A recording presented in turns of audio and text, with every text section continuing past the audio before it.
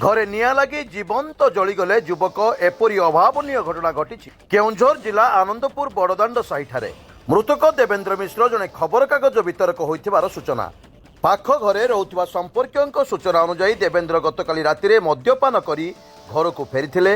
से एकाकी रहुथिबा घर को जीवार किछि समय परे हठात घरटी बहुत जोर रे हुतुहुतु होई जलिबाकू लागिथिला।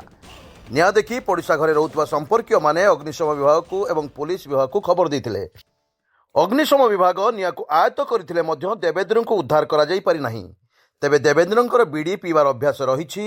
बीड़ी नियारू घर पोड़ी होइथिबार संदेह करिसंती संपर्कीय।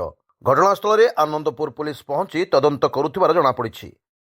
काली से आसिले भुवनेश्वर काली जाइथिले पुओ पाक जाइथिले रिटर्न गले सही 8टा बेलू रिटर्न गले 8टा रिटर्न गला पर से बोधे ड्रिंक करथिले बोधे ड्रिंक करके पुणी जाइथिले रिटर्न आसिले आम घर पाक आमर तांकर ड्रेस देइथिले तांको बो देइथिले ड्रेस मते देइथिले तां दबा पई आम मोठू नेले ड्रेस नेला परे से जाइथिले बाहर को गले बाहर को आसिकी मद पीकी आसथिले बोधे ठीक राति 11:20 पाखापाखि एक्चुअली आमर कैमेरा लगी 11:20 पाखर आम देखिलु कि कैमेरा माने लगी निया लगी आम जो देखला बेलू को निया पूरा हुतु हुतु हो जलुचे 11:20 को से किसी अवस्था ना पूरा निआर हुतु माने कंडीशन ना निया पूरा इठी जाए पूरा पलि आसला आम घर पर्यंत तापर राति 7टा सागे से आम पुलिस को फोन करके आम्बुलांस ना दमकल वाला फोन करूँ फोन करके आसिक रेस्क्यू करके आसिक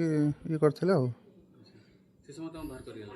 टोटाल से नाला ना जो आम देखला अवस्था किसी ना जो आम ना देवेंद्र मिश्र सी मो काका हे सी टी मद्यपान करते प्लस बीड़ी भी टाणती तो बीड़ी निआरू होना बीड़ी भी टाणती सी हठात एमती सब बेले ठीक थाए कि बट आज केमी गोटा